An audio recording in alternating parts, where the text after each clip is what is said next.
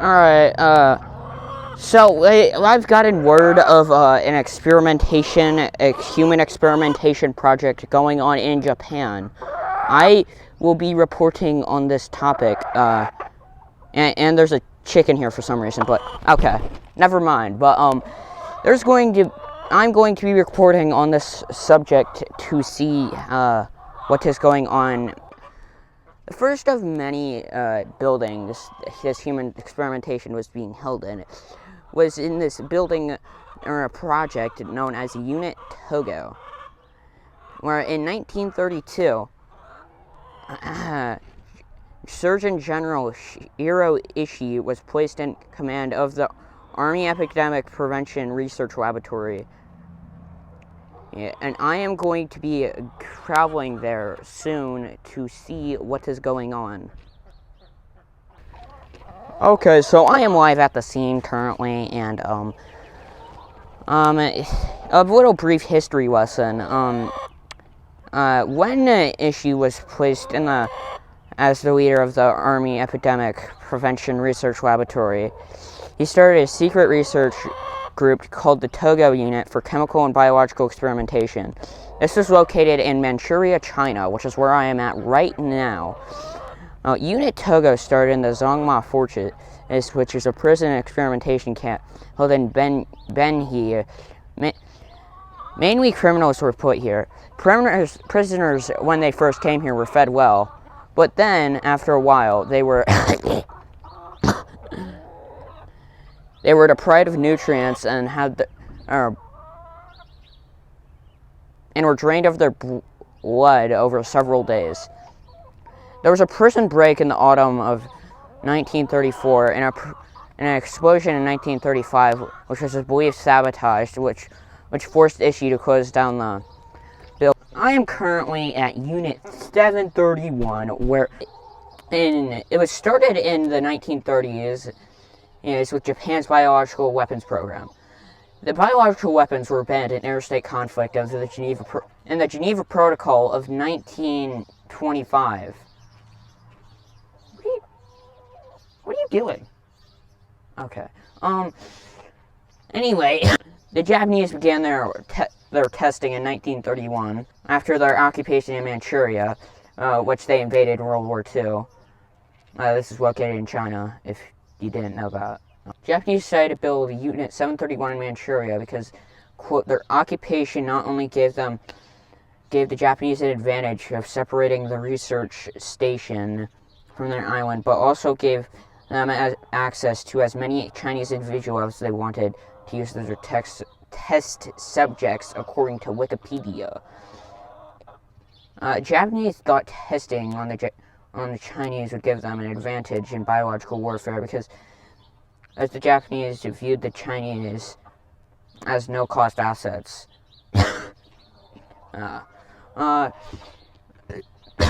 You can see the building behind me. Yeah, this is definitely not fake, guys. It's definitely behind me. People there were mainly Chinese, but there were other races too. And 1936, Emperor Hirohito had issued an order that permitted the expansion of the Unit Togo, which is the thing I explained earlier. And the project was divided into two units, the Ishii Unit and the Wakamashdu Unit. I definitely butchered that. Which is with a base in Beijing. They were collectively known as the Epidemic Prevention and Water Purification Department of the Kuomintang Army. As a part of the decree of Hirohito made, the unit would be integrated into the Kuomintang Army. Yeah. These buildings were known as Unit 731. Hirohito's younger brother, Prince Mikasa, toured Unit 731's headquarters and wrote in his memoir about his experience. He wrote about how he watched films showing that the Chinese prisoners were made to march on the plains of Manchuria for poison gas experiments on humans. A project codenamed Maruta, I probably butchered that one too, used humans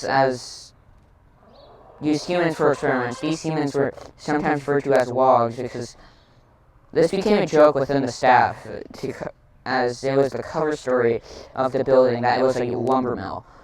Researchers also sometimes published their findings, however they wrote as if they were experimenting on Manchurian monkeys or long-tailed monkeys. According to Sheldon D. Harris, an American historian, the Togo unit also used some brutal tactics to get specimens of organs, tactics which I cannot say to keep this thing G-rated. A professor emeritus at Okasaka University named Nakawaga Yanzio studied at Kyoto University during the World War II. God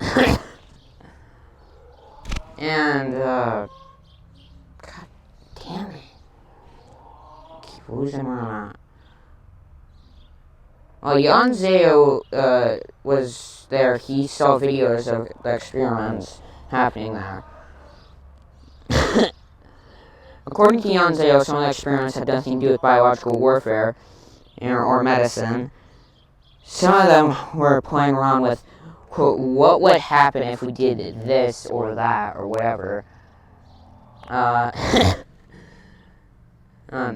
Personnel injected prisoners with what personnel said were vaccines, but in reality they were diseases. Once again, you can see where all these atrocities happened behind me right here, because I am definitely here and traveled to China just for this video, guys. Warfare. Unit 731 carried out a lot of uses of biological warfare on China, probably to invade them. I don't know, just observation, but like, anyway. Unit 731 carried out a lot of biological warfare attacks on China. What do you want? Many of these attacks caused pandemics in the Chinese population. Unit 731 in 1644 bred plague-infested fleas to... Japanese released these fleas throughout China with the help of low-flying planes. They also... I need to... started an operation in Nanjing so they carried out an operation in Nanjing where they bred typhoid and paratyphoid and put them in supplies that needed for living, like... They put it in drinking water, food, snacks, was it candy or is that later on? Water houses and food.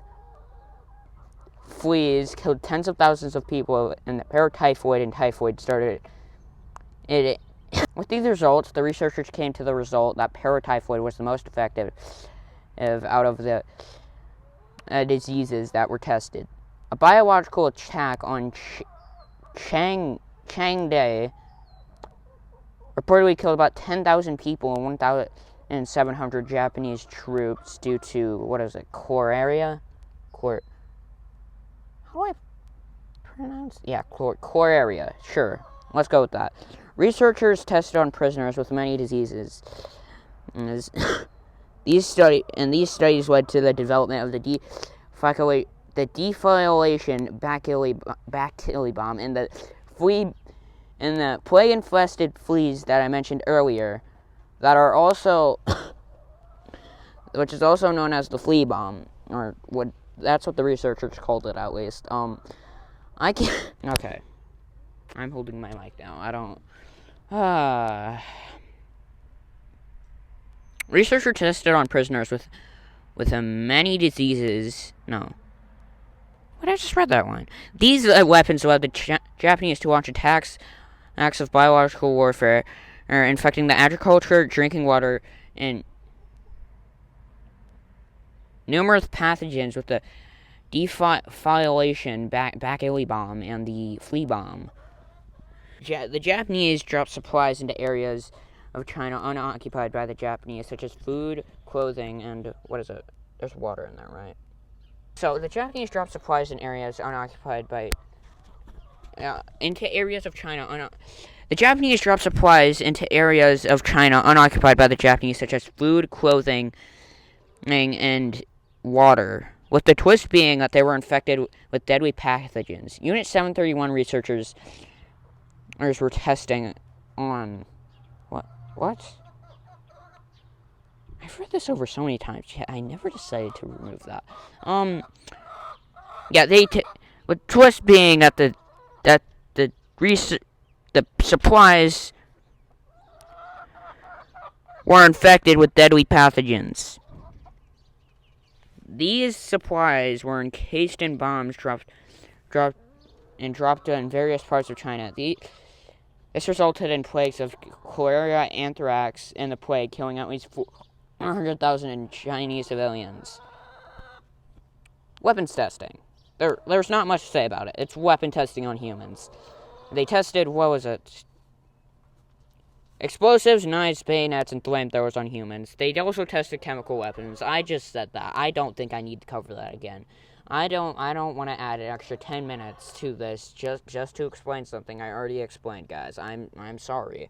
There was this guy named Hisato Yoshimura, an army engineer. He's probably around here somewhere. Do you know where he's at? You're a chicken, why would you know? So Hisato Yoshimura, an army engineer, who was like over there somewhere. I don't.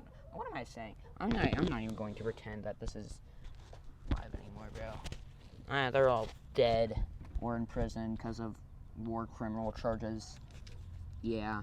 As I was saying, Hisato Yoshimura, an army engineer, here in this building, yeah, he took his subjects outside, which is where we were just at, and submerged different parts of their bodies in temperatures of water, which caused the limb to freeze. After the limb froze, he would hit it with he would hit the frozen limb with a stick, which made it a sound that one of the witnesses described as, quote, a plank of wood when struck with a cane, according to PacificAtrocities.org. Ice would then break off the limb and would be exposed to different treatments, such as open fire and hot water. However, sometimes it would not even be treated and just be left overnight to see how the blood would thaw. Unit 731 decided that the best treatment to frostbite was to submerge it in hot water that is a little bit hotter than, 100 degrees, but never over 122 degrees. If it was Celsius or Fahrenheit, that was never mentioned in my research. I don't know.